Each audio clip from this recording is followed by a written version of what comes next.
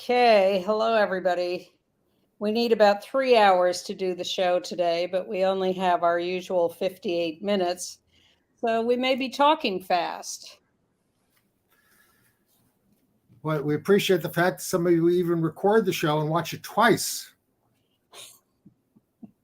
It doesn't give us a chance to put in any more information, but at least it's you might get a chance to understand it if you watch it more than once. I think viewers of this show are way ahead of everybody else already about what's going on. Definitely, but that I don't just mean because it was covered so much on the mainstream media, but because we've been covering it for years. Exactly.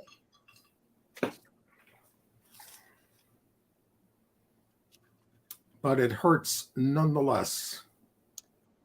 Really does, and I hope I get a chance to say this on the show, but I think this massacre made me think about how we underestimate the fact that we all of us, no matter where we are, walk around all day, every day under this kind of threat.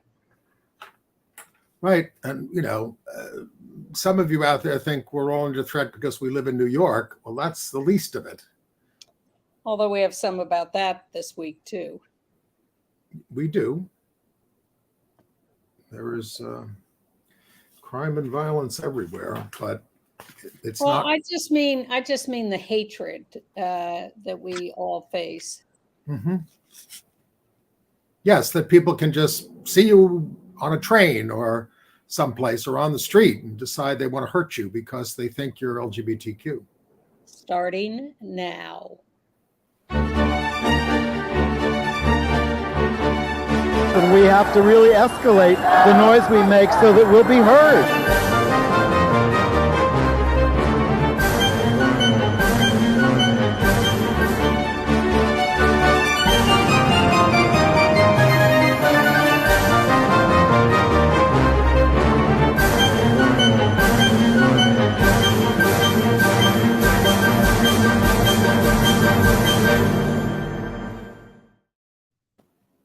Welcome to Gay USA. I'm Andy Hum.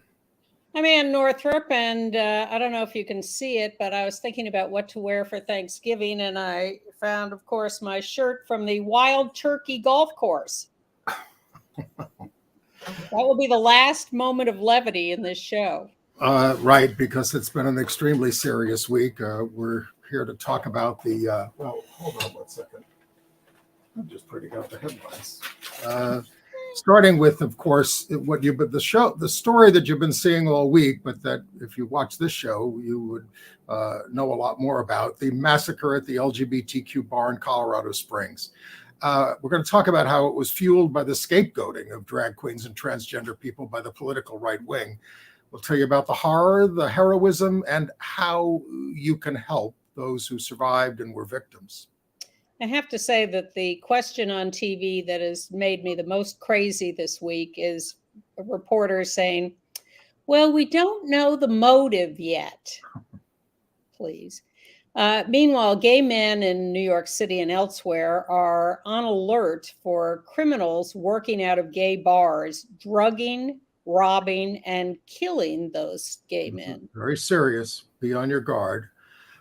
This might have been the top story of the week. The Respect for Marriage Act overturning DOMA moved in the U.S. Senate with a final vote set for November 28th. Exactly. Nancy Pelosi is making way for new leadership in the House. We will pay tribute to her pioneering support on AIDS and LGBTQ rights. Virginia's MAGA governor, Glenn Youngkin, is working to erase LGBTQ and Black people from history. Which is exactly what provokes these massacres. But good news from Florida, where a federal judge has blocked part of Florida's anti-LGBTQ racist Stop Woke Act.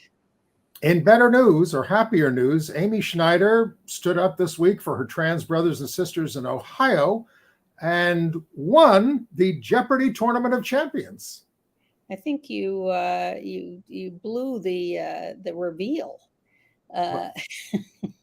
We'll talk about the passing of a Pulitzer Prize-winning gay composer and diarist, a gay country music pioneer, and a pioneering sex worker activist, among others, lost this week. The uproar over the World Cup in Qatar for its human rights abuses has really intensified. Really has, and that's getting reported a little better. And we have a very amusing story of gender nonconformity. Is that what we're calling it? Gender nonconformity? I might go a little farther than that. In the British royal family. And that's the last time we're going to smile, because this waking up on Sunday to this mass shooting and having to absorb all this at what happened at the Q Bar, 5 dead, 19 wounded on late Saturday night. Guy with an AR-15, Anderson Lee Aldrich, 22, entered the bar, starts shooting within a couple of minutes, does all that damage, and was subdued by 3 brave patrons. He was arrested. This is, of course, again, to repeat what you probably know, arrested last year for wanting to bomb his mother, and didn't end up getting any charges, didn't end up under the red flag laws, which are very hard to enforce in Colorado Springs, by the way. Yes, there is a state red flag law and red flag laws are about if someone appears to be a danger to themselves or society and has weapons, those weapons can be taken away from them if someone steps up and reveals them. But Colorado Springs Police Department specifically said, we don't want that law. We don't want to take guns away from people. We are not going to enforce that law here in El Paso County, which is what Colorado Springs is. And so when Aldrich made these threats against his mother, first of all, his mother didn't want to press charges. And so since there were no charges, and since the police there don't want to pursue that anyway, they did not take his guns away from him. So it's no coincidence that the club was one of many planning a drag brunch had a drag show there that night, planning a drag brunch on Sunday. This is what is being targeted by the radical right. Anything to do with drag, they put it on the internet, and the libs of TikTok or all these groups, and they say, go there. And the Proud Boys go there with guns. We've been reporting on this for months and months and months. We kept saying there's going to be violence. The clubs were appealing to the FBI, get involved, try to find out what's really going on with all these groups. Again, people have a First Amendment right to demonstrate against them if they want to, and in some states with guns, but find out what's going on. So here's my concern about the reporting around this, which I find is tiptoeing around these issues specifically. It turns out that Aldrich has a grandfather who's a politician in Southern California, currently a member of the Assembly, although he's lost his current race, formerly a mayor in Santee, California. And he is a right-wing hysteric who supports the insurrection at the Capitol on January 6th and who is full of right-wing extremist rhetoric. And his daughter is Aldrich's mother. Aldrich is his grandson. And his mother is also a right-wing extremist who indulges in this kind of rhetoric. And Aldrich himself, at 22, as we just said, threatened his mother, is known to have mental disturbance problems, and undoubtedly, and here's where I'll make the leap, saw this advertisement of the drag brunch and the drag show at the Club Q and armed himself up. He certainly went in prepared. He was wearing body armor. He had an AR-15. He had a pistol. He had extra ammo, and he went in there very deliberately to stage this attack. And the fact that the news media is not putting all these elements together is extremely disturbing. And again, look, this flash, of course, everybody probably flashed back to the Orlando Pulse massacre, which was also done with an AR-15. I remember the West Street massacre in New York in 1980. But they didn't have automatic weapons then. It was just a regular gun, and he killed 2 people. the guy who assaulted a bunch of gay bars back then, 42 years ago. But let's go back to the bar for the first early witness statement from Joshua Thurman, who was there celebrating his birthday and spoke the morning after about what he witnessed in the bar. I heard shots. I heard 4 to 5 shots ring out. I thought it was the music. There was either the music was so loud that we couldn't hear anybody scream for help, or we just didn't hear anybody scream for help. So I thought it was the music, so I kept on enjoying myself. And then I heard another set of shots ring out, and I turned to my left, and I saw the flash from the muzzle. And when I saw that, I ran to the dressing room where the drag queens change and get ready for their performances. And there was, including me, there were 2 other people in there. I made them lock the doors. We closed and locked the doors. We got down on the ground and we cut off all the lights. We heard everything. We heard a third round of shots. We heard the assailant be detained by, I assume, employees of Club Q. We heard the police come in. We heard yelling. We heard the police yelling, "Get your hands on your back." We heard everything. Shaking, crying, fearing for our lives. I'm thinking, like, at any second, this man could just bust through the door and kill us if he really wanted to. Thank God he didn't really know where he was going. The police didn't even know we were in the dressing room. One of the young ladies heard commotion with the police and her father, and she started panicking. So I crawled out of the dressing room, literally on my stomach, and saw the police, and they didn't even know we were in there. And once they found us, we were escorted out. When we were escorted out, bodies on the ground, blood, shattered glass, people dead. It was sad. 5 dead, 18 wounded. Just a horror show. And one of the heartwarming things about it is the variety of people who were in the club. That shows some advance in our status in society. The guy who famously took them down was an ex-Marine who had combat veteran, and who Richard Fierro, 45 years old, there with his wife and daughter, and the daughter's boyfriend who died, who was killed in the attack. One of the 5. But let's hear what Richard had to say about his experience taking him down. I saw the ACU pattern flag vest. And for me, that was like, there's a handle, I'm getting it.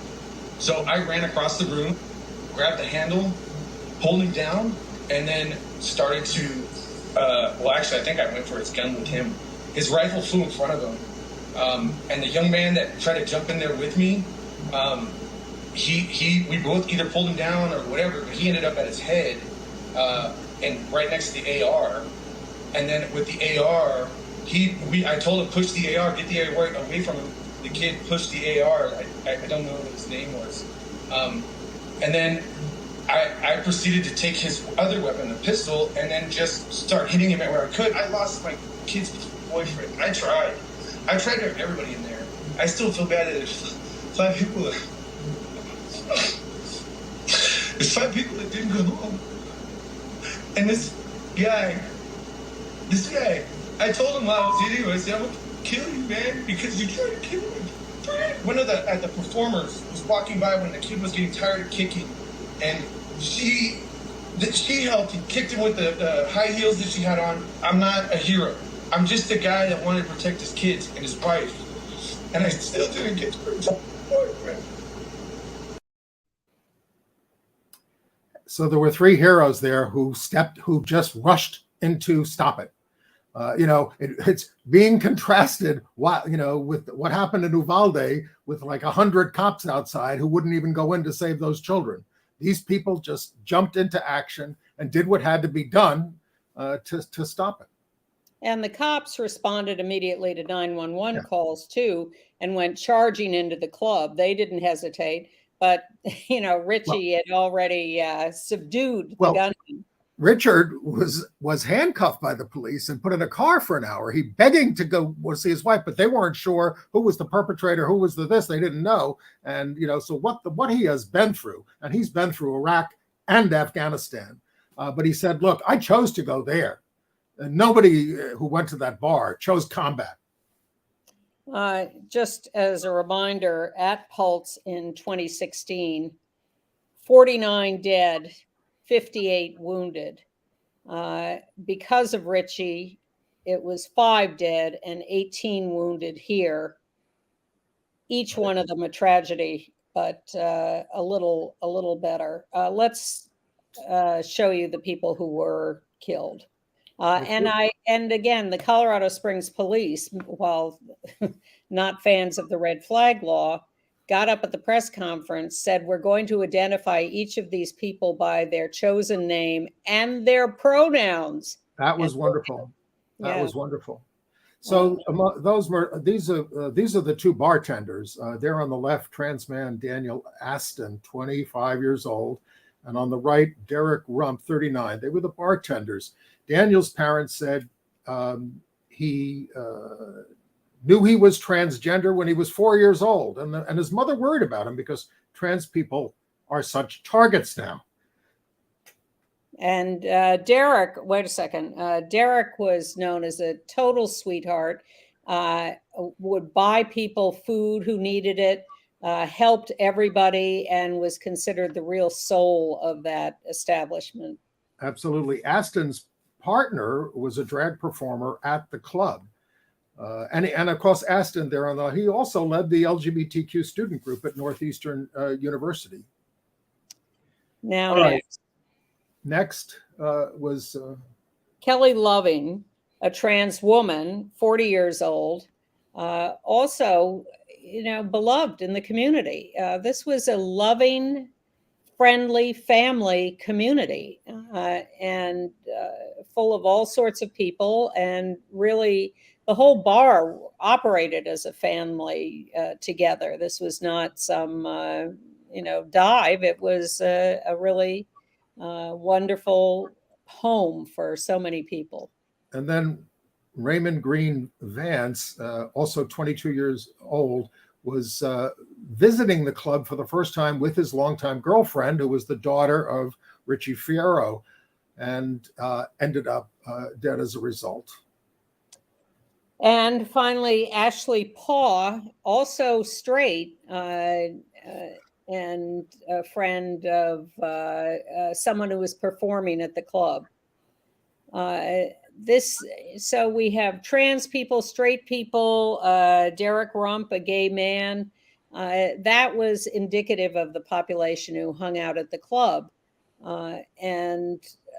And this tragedy, this horror appears in the middle of this. Now, here are some really ugly things. There was a woman who was in the club, a young woman who identifies as non-binary.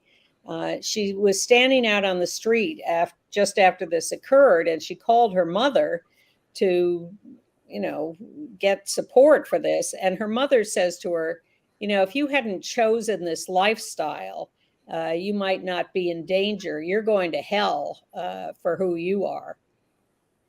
Also, right-wing social media, including the libs of TikTok and commentators on the right wing, are celebrating it.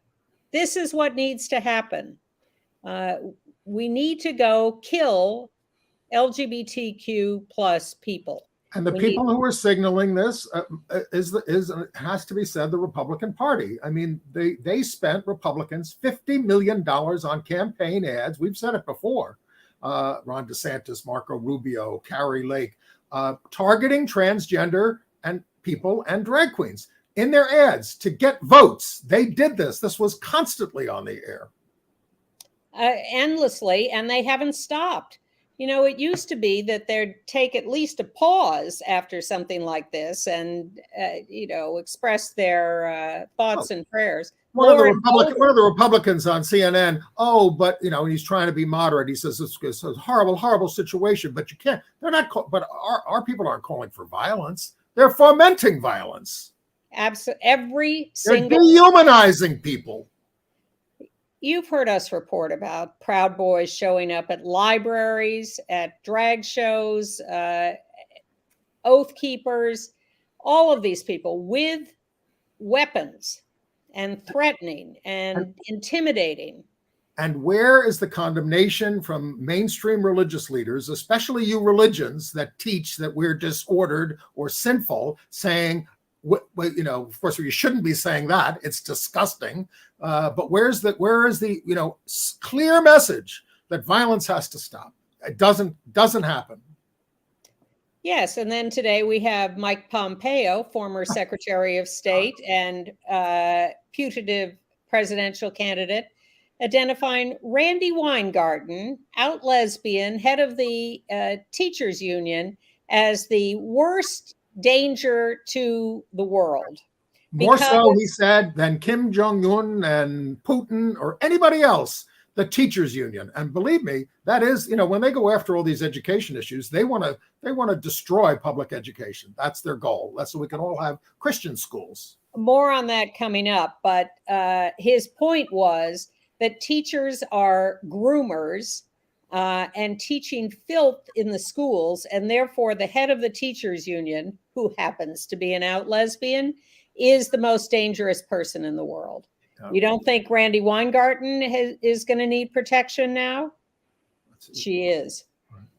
Well, there is something called the Colorado Healing Fund out of coloradogives.org for victims of mass violence, which is addressing this. And there are a bunch of verified GoFundMe campaigns for survivors and the families of the fallen. And we will link to that in our email. To sign up for our email, go to gayusatv.org.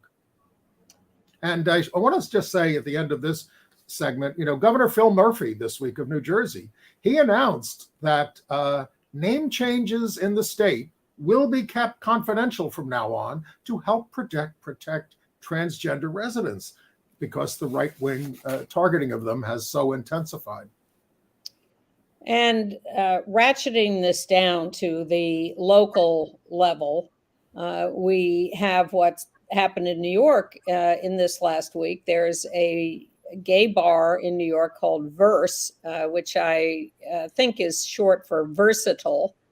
And that's what I read on their website. And it has been attacked 3 or 4 times in the last week. 4 times. Probably by the same guy, and here he is, throwing a brick in the window yet again. Now he runs off to the side, but he doesn't leave, and he comes back. And then when the owner comes out, he points down the block like, "Oh, it's somebody else," and not, "Oh, look." And so this guy, we've got a picture. We've got a picture now. The glass is shatterproof. This is a better picture of the guy. He must be found and apprehended. Shocking that he hasn't been so far. I assume he will be shortly, but did he just think this up himself, or is he influenced by all this right-wing news and social media condemnations? And the other story that was going to be we talked about it last week, but there are more developments. Police and the DA are intensifying their investigation about a pattern of drugging of gay men in gay bars. 2 at least have ended up dead. Now we need to look at all those people who were classified with overdoses and see if they might have been the victims of this drug stuff. But another survivor came forward, a guy named Edward. We have a picture of him. He said, "This happened to me twice." He survived it both times. He ended up with a gash on his leg at one time. His apartment was ransacked. So what can I say, except you really have to mind your drink, that nobody puts it. Don't let anybody buy you a drink, that you don't know, very, very well. Our council member, Eric Botcher, has been speaking up about this. And they've got to get the tapes from all these bars and try to identify the perpetrators. Yeah, I'm just looking down my list of other stories involving violence. Oh, the Boston Children's Hospital has again been threatened with a violent attack. That's the third time people are going after them. A third bomb threat for their supposed trans youth care. And again, all lies, all lying about surgeries for minors. Surgeries for minors are not happening. And yet the right wing spreads these lies, and then you have the guy going into the pizza parlor with an AR-15 to rescue those children who've been kidnapped. Leave the children's hospital alone. They're trying to save all those kids with the respiratory disece. Yeah, And transgender kids. All right. that too. Let's launch some election news or more. Well, we'll combine election news and violence. You remember we have shown the trans woman who was part of the insurrection at the Capitol on January 6th. Well, she has now made a statement because she's being prosecuted. And she says she was bullied in the military as a trans person and then brainwashed by Alex Jones. She got to listening to him. She went AWOL in the military because she was brainwashed. She was rejected by her parents, and thus she ended up with the Oath Keepers or Proud Boys attacking the Capitol, which she now regrets.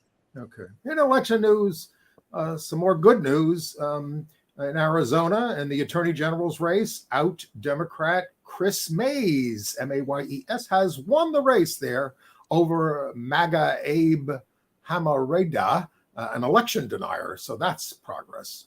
One caveat, there will probably be an automatic recount in that race because the margin is only about 500 votes at this point. So she's expected to survive that, but it's not completely over yet. But Democrats in Pennsylvania did win control of the House for the first time in 12 years. By the way, again, reiterating what happened in the U.S. Senate, and we do need that vote in Georgia to get the 51st senator. But the biggest win is that the president is going to be able to confirm his judicial nominees now. But they'll all be up against a radical right Supreme Court. And we have a bunch of decisions coming before hearings coming before the Supreme Court that are absolutely critical in December. And we have on the court Justice Alito, who has just been revealed probably to have leaked information about decisions to his right-wing big donor friends, including the abortion decision, but also an earlier one. What was that earlier one?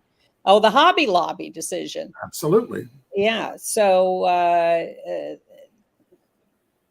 have no words. Okay. Trump, of course, announced since we last, I think, spoke, he's still the favorite for the GOP nomination, but some notable evangelicals are turning on him. Robert Jeffress won't commit to him. James Robison told his Life Outreach International that Trump acted like a little elementary school child pushing petty issues. But that's always been true. Exactly. So any one of these people is perfectly capable of changing course and supporting him if he seems to be headed for the nomination, because he still has a large cadre of supporters in the Republican Party. One interesting, cute thing is that out gay Representative David Cicilline from Rhode Island has actually filed an attempt to stop him from running by getting him declared responsible for the insurrection, which would evidently disqualify him as a candidate if he is convicted or maybe even charged with fomenting the insurrection. They already did that to one elected official. Yeah. Well, Nancy Pelosi announced that she's stepping down from leadership as Speaker at the end of the year. She was first elected when she was 47 years old from San Francisco, and within months, one of the few members of Congress to go to the 1987 March on Washington, where I spoke to her. We're talking to Congresswoman Nancy Pelosi from California. How are you enjoying your first few months in Congress? Absolutely great. And this is a great day, too, the day of the march. Why did you decide to come out here today? You seem to be one of the few members of Congress here. Well, I have a strong contingent of San Franciscans here in Washington for it. I've marched in other gay, the AIDS Walk, the Gay Freedom Day Parade, and this is a logical thing for me to do. Well, we have a few specific pieces of legislation. The first day I became a member, I became a co-sponsor of the Gay Civil Rights Bill, Ted Weiss's bill, and we have a few pieces of legislation regarding AIDS, more money for AIDS, confidentiality, non-discrimination. And so we had a lobby day, and we presented 4 or 5 bills that we asked our friends to help us with, to go to members of Congress and ask them to support those. They pertain to more money for AIDS and gay rights. 35 years ago. And her first floor speech in 1987 was, say, I'm here to fight AIDS, was what she said. Leading voice against DOMA in 1996. She called for marriage equality plank in the Democratic platform in 2012. I don't think we got it in 2012. Oversaw the repeal of Don't Ask, Don't Tell in 2010. Passed the James Byrd, Matthew Shepard Hate Crimes Prevention Act in the face of Trump transphobia. Hung the trans flag outside her office. Oversaw the passage of the Equality Act in the House, never passed the Senate. We never got our vote there, Chuck Schumer. And she appeared as a guest judge on RuPaul's Drag Race, but here she is at an AIDS hearing with Saint Elizabeth Taylor. Quite a powerful duo, those two. Yep. I'm only sorry they weren't in charge of the world, because it could be a different place. But we did pass the Respect for Marriage Act, cloture on that last week in the Senate. And that's, 62 to 47. 37. Thank you. We needed 60 votes to get it moving. We got 12 Republicans. Should we say who they are? I mean, I don't care. Oh, okay. But it was. We have time. Okay. Look it up. 12. The Mormon Church endorsed it, but Utah's Mike Lee did not. The Catholic bishops opposed it. Surprise.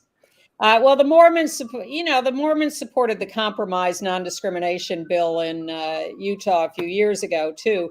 They support this stuff as long as they can then lobby for a really broad religious protections. That's how they use their power. They did get them in this. Yeah. All right. Going to the states. Oh, and part of Schumer's aggression, of course, is that his lesbian daughter and her partner are due to have a baby in February. And what I didn't like was the statement about how reasonable and sincere people can have a difference of opinion about same-sex marriage. No, they can't. All right. In Florida, a federal judge blocked a key piece of Ron DeSantis's Stop Woke Act, calling the policy restricting how lessons on race and gender can be taught positively dystopian and a violation of free speech rights and due process rights under the 14th Amendment. Well, how can the government tell teachers what to teach? This is telling university professors. Yes. He's an Obama appointee. He granted a temporary injunction with implications for pending university tender review. They're going to require, in order to get tenure, you got to go along with this thing or you're out. This is one of the things they wanted to do. And what the judge said is the law forbids disfavored viewpoints and allows unfettered expression of viewpoints that the state of Florida approves. That's fascism. People misunderstand the First Amendment. What the First Amendment really says is that the government cannot legislate your speech, cannot forbid speech. And this is the most classic example of the government trying to do that. So hallelujah to the judge. And in Miami-Dade, the school board there had rejected a bunch of textbooks that had comprehensive sex education, but the parents rose up in protest and the books were restored to the curriculum. But in Fort Lauderdale, all those right-wing groups, shades of Anita Bryant, are having a big rally, Moms for Liberty, et cetera, to protect the children. And, I just want to say, because they keep repeating these terms, what they're against: child grooming, gender ideology, one of the Pope's bugaboos, parental alienation, and gender-affirming care. This is their list. They think this is the most vulnerable, and they're going to have a rally for it on December 3rd. The massacre in Colorado Springs be damned. And then that great moderate governor of Virginia, Glenn Youngkin, who is a right-wing nut in sheep's clothing. There he is with Carrie Lake campaigning with her. Yeah, she lost. But he went to Arizona to campaign with her. Yeah.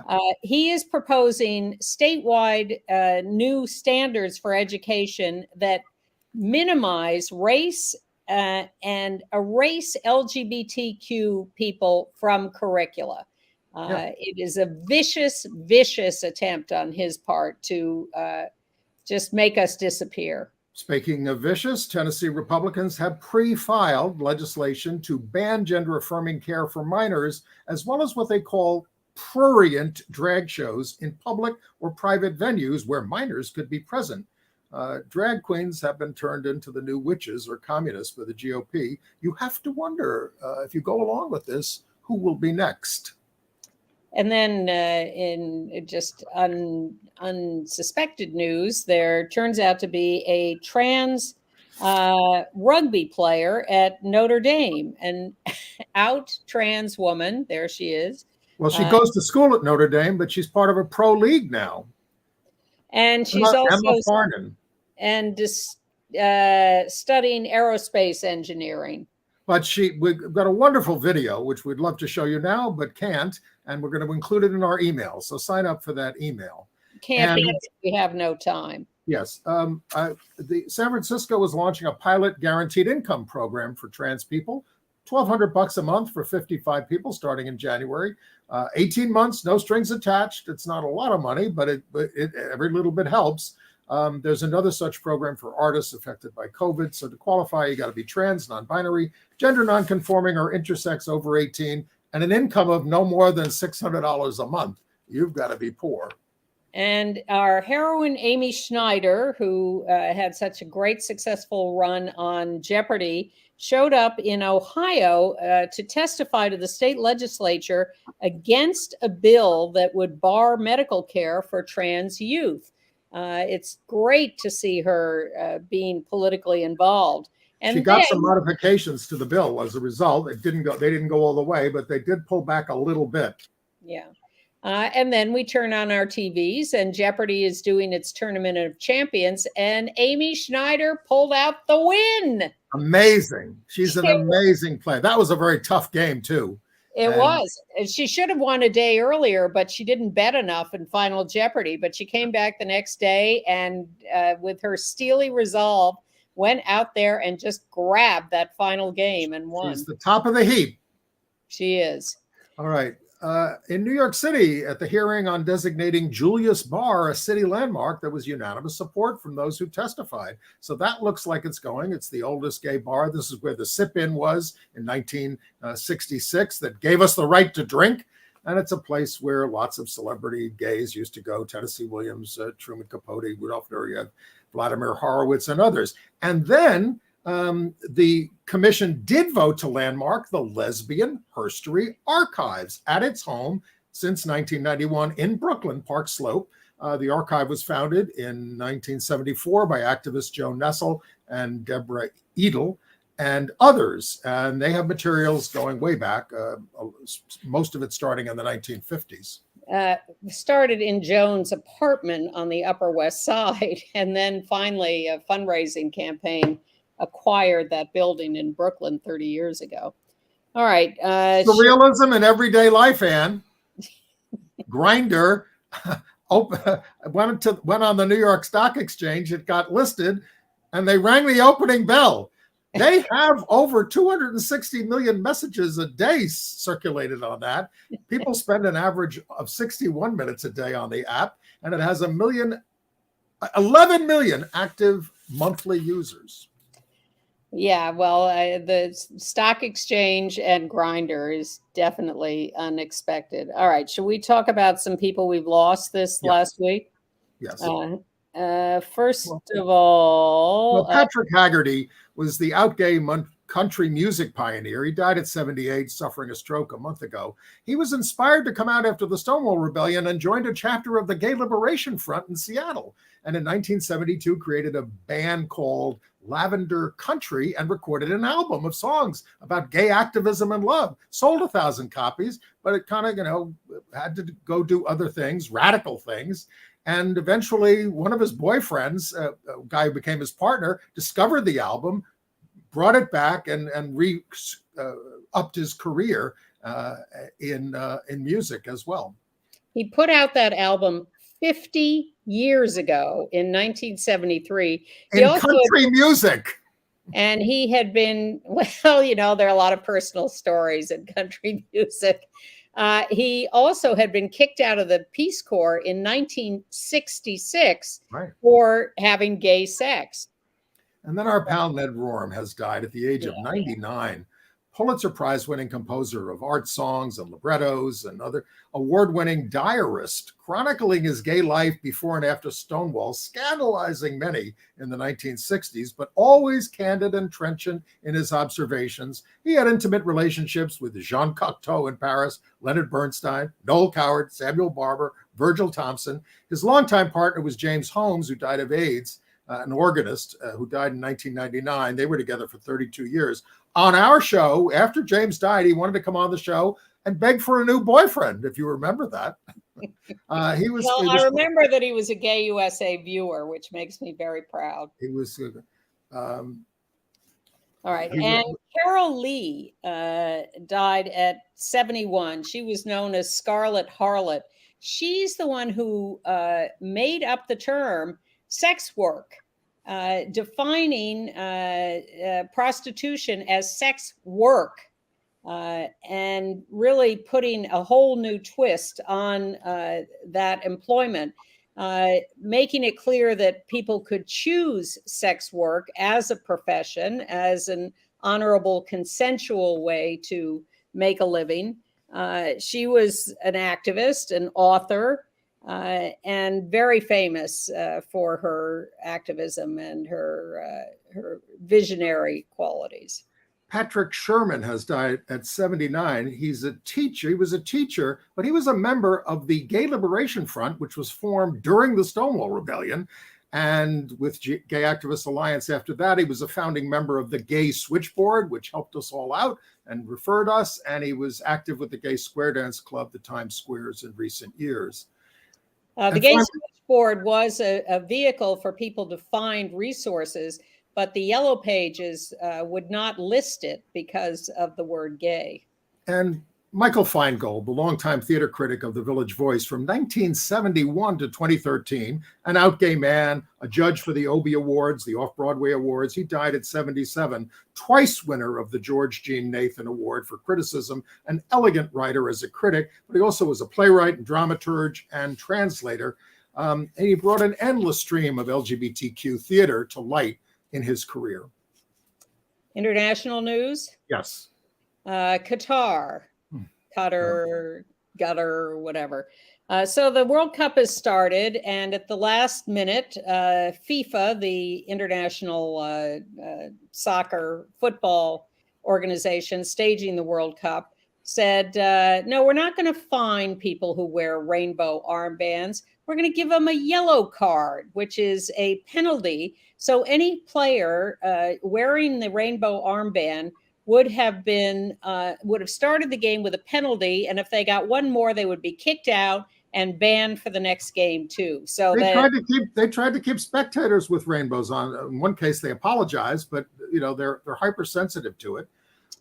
Look, this gay Qatari who is living outside, obviously, of Qatar, Dr. Nasser Mohammed, he lives in the U.S. now. He maintains contact with hundreds of gay Qataris, and he says, they are going to crack down so bad in anger at gays after this thing is over. The security forces, they arrest people, and then they want names of other gays when they do that. It's a witch hunt, and that's what they never should have had these games there. Never. And I'm happy to see that that's the story every day. I'm happy that the team from Iran refused to sing their national anthem in support of the women who are demonstrating in Iran after the death of the woman there who refused to wear the headdress. That was extremely brave. And I'm glad that our Secretary of State, Anthony Blinken, spoke out about all this censorship this week. By the way, the FIFA president, as the games were starting, promised that LGBT people would be safe in Qatar, and his communications director came out as gay. But the reality is that the retaliation is going to be huge. Look at the hatred that they've been stirring up. The cartoons that have been running in the press there. You know, they show the symbol of the World Cup games smashing the rainbow, and there were many, many others like that. And Peter Tatchell, longtime activist in London, did hold a demonstration there as the Cup was beginning to protest all this discrimination. At the Qatar embassy there in London. Okay, moving on. All right. Australia, pro basketball player Isaac Humphries in Australia is the first major league basketball player to come out to his team, Melbourne United. There's video of it. Some have asked why were there cameras there while he was telling his team, but it's a pretty moving moment, and I think we're going to link to that in our show note. We are definitely linking to it in our show note. You know, in London, Kevin Spacey, who was beaten 3 accusations of sexual assault and harassment from men here, faces 7 new criminal charges from his time as artistic director of the Old Vic over there. He's going to stand trial for these counts. If only he had been smart as a child and been open about his leanings, he would not have had to grow up to be a sexual abuser. So perhaps he can take the example of young Prince George,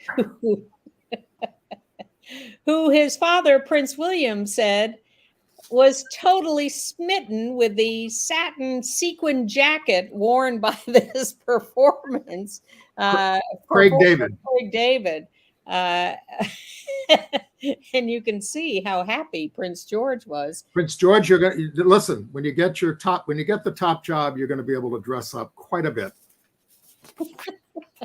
And I was very amused. On a much more serious note, we do know where Brittany Griner has been sent now, to a women's penal colony 300 miles outside of Moscow, small town of Yavas. For 2 weeks, Russian authorities would not provide information on her whereabouts. There's little access to medical care. Inmates work long hours there for no pay. Oh, I think that's the least of their problems. Moving on to AIDS. Well, monkeypox, with cases in New York down to an average of 3 per day. They're 3 per week, I think. Okay, but from more than 70 in July. Anyway, New York has stopped placing vaccine vans outside nightclubs and sex parties, but vaccines are still available in sexual health clinics. So we're coming up on World AIDS Day. We're 40 years into the pandemic, 35 million dead, another 35 million infected, treatments that keep the virus at bay if you can get them. But people forget how devastating AIDS was in the US in the 1980s. And Kansas City PBS took a look at that in a thing called AIDS in KC, a 30-minute documentary, and we're going to link to that. I watched the whole thing. Me too. It certainly brought back a lot of painful memories of how just abused and ignored we were. But there were people, of course, who pushed to the front lines like the real heroes and took care of each other, including a lot of lesbians. I also think it was important to see the story from Kansas City rather than from New York or San Francisco. So, yeah, we highly recommend this. And if you subscribe to our weekly show note by going to gayusatv.org, send you 1 note a week, and with a lot of important links like that. Also, back to monkeypox for a moment. There was a new report out that women and non-binary people have been largely overlooked in the monkeypox epidemic and are not getting diagnosed or treated in the way they should be. So be careful. And if you're having symptoms, get diagnosed. Okay. And entertainment news. Well, actually, the big news of the week comes from, believe it or not, the Hallmark, Lifetime, and Great American Family Christmas movies. Because Candace Cameron Bure, who you may remember from The View or Full House or other things, went from the Hallmark channel to these channels have stables of actors they put in movie after movie after movie. So she was contracted to Hallmark, but she left there, went to Great American Family, became the chief creative officer, and has now said that she's happy to be there because she's a Christian and they're Christians, and they can concentrate on Christmas movies dealing only with traditional families. And Hollywood collectively has lost its mind over this. And Jojo Siwa was the first to react. And the social media is going crazy over what a bigot Candace Cameron Bure is.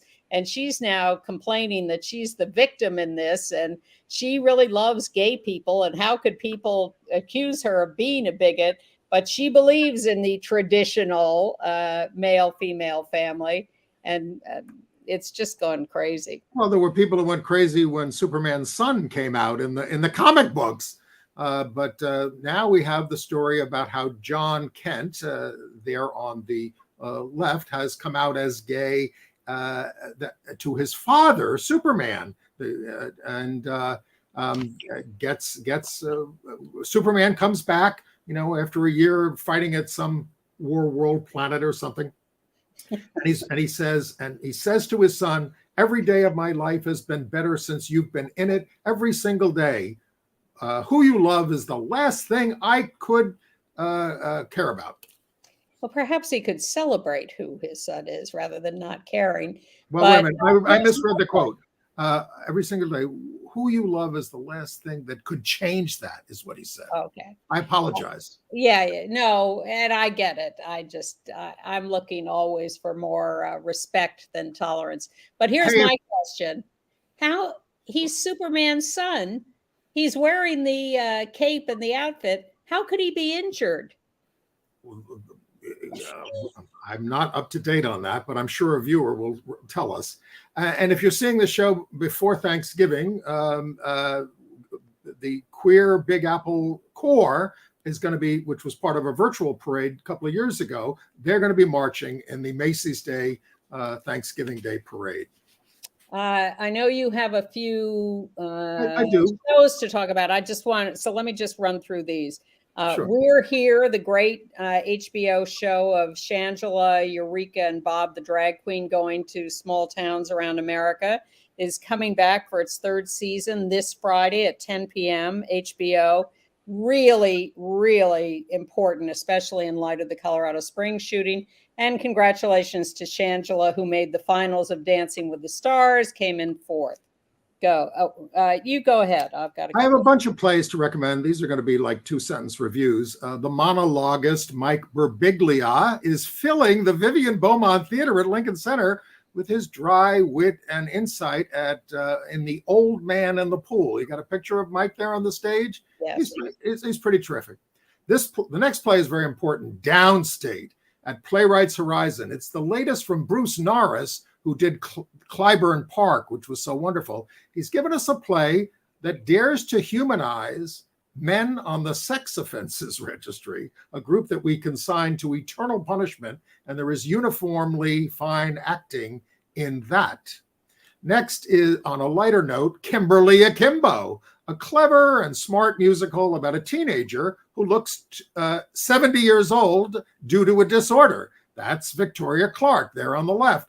But there's nothing wrong with Victoria Clark in the lead and her sunny supporting cast.